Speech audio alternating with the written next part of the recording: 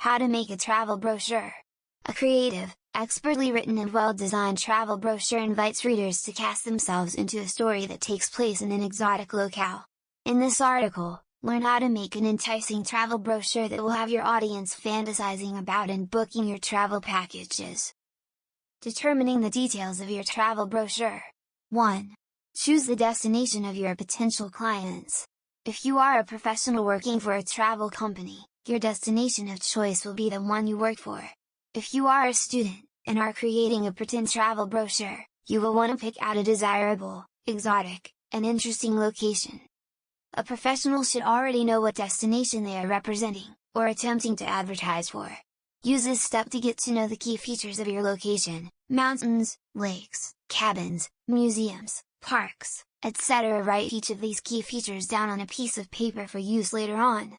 If you are a student, find an exciting place to advertise for. Some great examples are Mexico, Hawaii, Myrtle Beach, South Carolina, the beaches of Florida, or Australia, to name just a few. Research the location you choose, using reputable sources such as online search engines, encyclopedias, library books, etc., and find out key features about the location. Write each of these down on a piece of paper for use later on. The lists for both students and professionals should be extra long at the beginning. It is better to create a long list to start, and then cross off items later on. 2. Explore and locate the amenities of the location. These include, but are not limited to, restaurants, shops, bathrooms, movie theaters, etc. It is important that your potential client knows what amenities are available to them at your destination, and where they are located. Travel around the website by yourself and write down what and where the particular amenity is. If you are far away from where you are advertising for, look for maps online that might help you locate particular amenities. Sites like Google Maps often point out exactly what and where each of these is. After you have created a detailed list of the amenities, put a star next to the items you think are most important. Bathrooms generally are a top priority. Make sure to note whether these amenities provide additional accommodations, such as being handicap accessible. 3. Find out what the residents are saying. If your destination has residential accommodations, if you live with, or near, persons who live there, talk to them. Get their opinions / first-hand accounts of what the destination is like. Visit people's homes and ask them politely to give their opinion. Remember to bring a pencil and paper to write down exactly what they say. You can also bring a voice recorder if you do not write very fast. If the destination is strictly for vacation, non-residential, try calling people who have vacationed there in the past. As with the previous step, write down exactly what they have to say about their experience. Students who do not have direct contact with persons who live, or have vacationed there, should look online. Find internet sites that link you with local hotels, restaurants, etc. in the area of your destination. Look for reviews that have to do with the destination, Mexico, Hawaii, etc., rather than a particular place of accommodation. Write down what they have to say. 4. Pick your target audience. For every destination, you will need to figure out what demographic group will be most interested.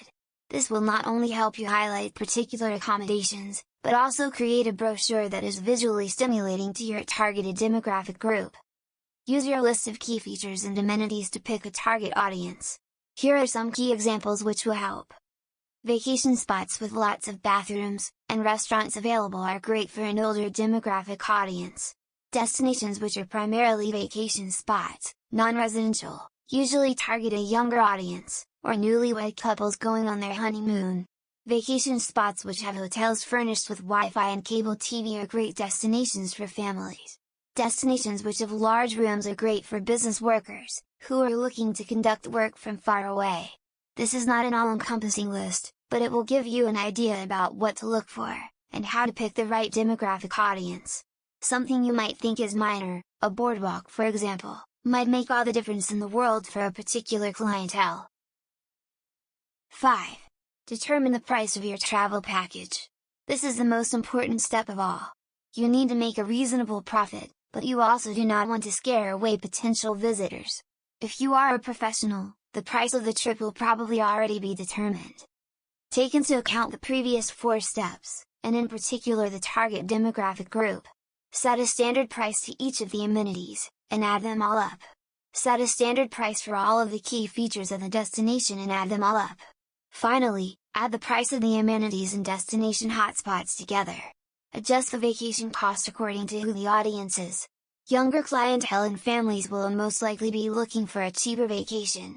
Older clientele and business types will have more money to spend. Generally speaking, vacations for a family of 4 should run between $1,000 and $2,000. Go higher or lower as you see fit. Writing the text of your travel brochure. 1. Create a preliminary outline. Before you begin to publish your final copy, you will want to practice writing exactly what you want to say in the brochure. This is a great time to check spelling, grammar, and punctuation. First, you'll want to create a story. Just like a good novel pulls in the reader, the client wants to feel as if they are going on an adventure. In paragraph form, full sentences, write a convincing argument for why your vacation spot is the best place to visit. After you have written down your argument, go back and proofread. More importantly, cross out extraneous information, keep what is critical, and add into places that need a more exciting, or convincing argument. This argument can then be split apart into different sections of your brochure. You might have to tailor the sentences to exist as a standalone argument in the different sections, but this will give you a good head start. It is important that the writer knows exactly why each of the individual pieces are critical, and how they come together to convince the clientele. 2. Use specialized fonts and lettering. The brochure should be legible, and easy to follow.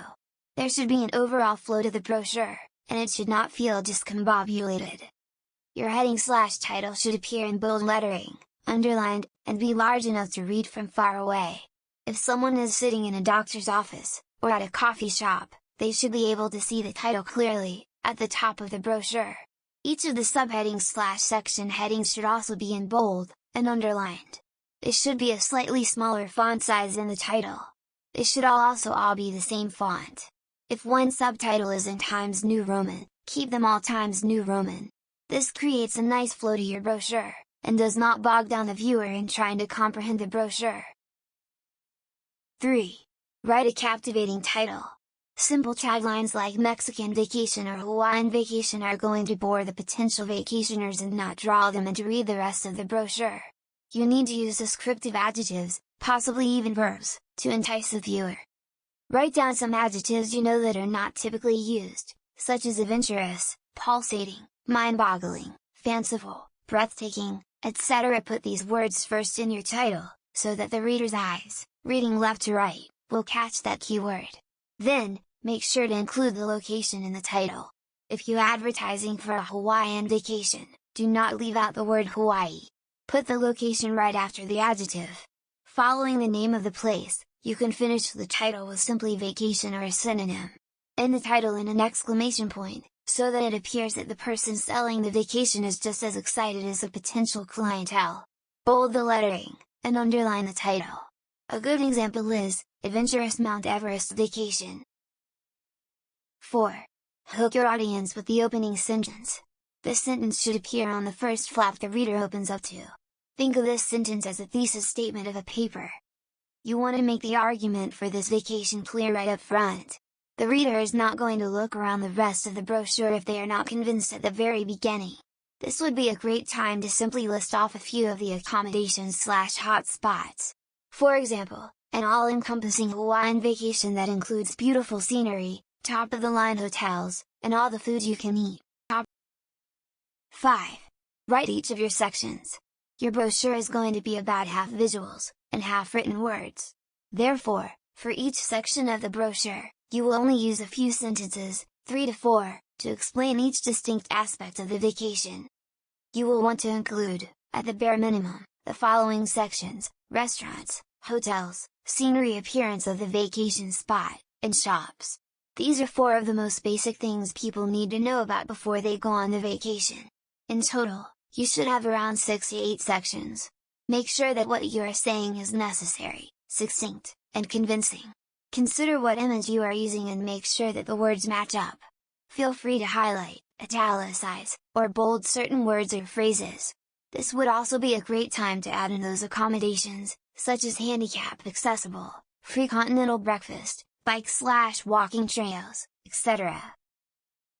6. Copy and edit testimonials. Earlier, you gathered and wrote down the personal experiences of people who have previously been on vacation there. This is a great time to not only include a summary of what they said, but include block quotes. To include block quotes in your brochure, start by indenting. Then add a quotation mark, and write in your quote.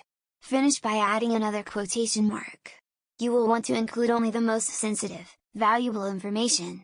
Do not include bad experiences, as this might turn off the clientele. If you want to take out a sentence in the middle of a paragraph, simply highlight and delete. Then, in between the remaining sentences, add 3 periods in a row. This will allow you to shorten the quote, keep what is necessary, and highlight what is most important. 7. Include a price section. This is not an all-encompassing section. There is no need to create a chart, showing them all the options. However, you should give them a ballpark figure as to how much the vacation should cost. Include some simple terms in your 3 to 4 sentence price section, such as, prices as low as $1,000 for a family of 4, or, prices start at $1,500, and include great discounts if you purchase by phone. Mention the different offers/deals vacationers can get through your particular company. Usually, there are family discounts, senior discounts, children discounts, etc. This section should appear on the inside of the pamphlet, to the far right, at the end. You do not want to start the brochure by introducing price, nor do you want to put the price on the back of the brochure, as the clientele will probably look there first and never look inside. 8. Link the viewer to other sources. This step is critical, because the brochure will not be enough. After the price section, or on the back of the brochure, include a section that links email addresses, web page addresses, phone numbers, and a mailing address. This should be done as a series of bulleted points or dashes. Do not write this information in paragraph form, as it will all run together. Check a second and third time that the information is up to date and correct. Look at the bottom of web pages to see when the last time the page was updated. Call the numbers you are listing on the brochure and see who picks up the phone. The information you are presenting needs to be accurate. Creating the visuals for your travel brochure. 1. Choose eye-catching photos. These photos will help you tell the story you want to tell. The clientele should be excited and intrigued by what they see in the brochure. Some good examples include a smiling visitor hugging a dolphin at a sea life attraction, or a woman relaxing with a massage in an open-air spa that overlooks a tropical sunset. Make sure the photos are in color, and have a high-quality resolution. Do not use stock photos which generally look fake, and off-putting. Use real-life images, or photos you have taken yourself at the location. People enjoy seeing others having fun, so try to include photos of people enjoying themselves at your destination rather than showing an empty hotel room or a deserted beach. This will invite readers to project themselves into the photo. 2. Consider the color scheme carefully. Each vacation will have a different feel/tone. You will want to convey whether your destination is relaxing, exciting, or somewhere in between. To convey relaxed feeling appropriate for a spa, use muted pastel tones. Children's destinations are best marketed with bright, bold colors. Historical side brochures can be given an antique feeling with sepia and earth tones. For each panel of the brochure, use the same color. If there are different colors for each panel, it can become distracting and gaudy. 3. Add in borders, asterisks, and designs. While you never want to distract the viewer too much, these 3 things can help in the aid of the story you are trying to tell. Use a thin border to contain each of the panels in your brochure. A thick border can become distracting. The border should be a color that is a slightly darker/lighter shade of the tone that you used for the rest of the brochure. If you want to highlight key points of your story, use bullet points or asterisks. Generally, 3 to 4 is a range you want to stay in. Try to highlight things that are not written about in the sentences. Designs can also help, such as stars, rainbows, arrows, etc. Add these where and when you see fit. Once more, do not overuse these, and bog down the viewer in the visuals. The clientele should want to read more, not necessarily look more. 4. Organize the brochure so the copy and visuals work together. The 3 to 4 sentence section should match what the visuals are saying. For example, if you are talking about restaurants in your section, Use a picture of a restaurant. 5. Invest in a professional printing company. If you are a student, a standard folded piece of paper will work just fine. However, professionals should look into printing brochures at facilities that specialize in printing. Tell the printing company that you want the brochures printed on high-quality paper. Cheap, flimsy paper can easily be torn, ripped, or water damaged. Thick, coated paper provides resistance to accidents, and can be carried around much easier. If you wind up needing to use your home or business printer, just make sure to use thick, heavy paper. The settings of your printer should be set to the highest pixel quality so that your pictures come out clean and crisp. 6. Provide a final copy proof. Make sure the printing company has not dramatically changed/altered the layout or design of the brochure. For both professionals and students, this is a great time to go back and proofread one more time.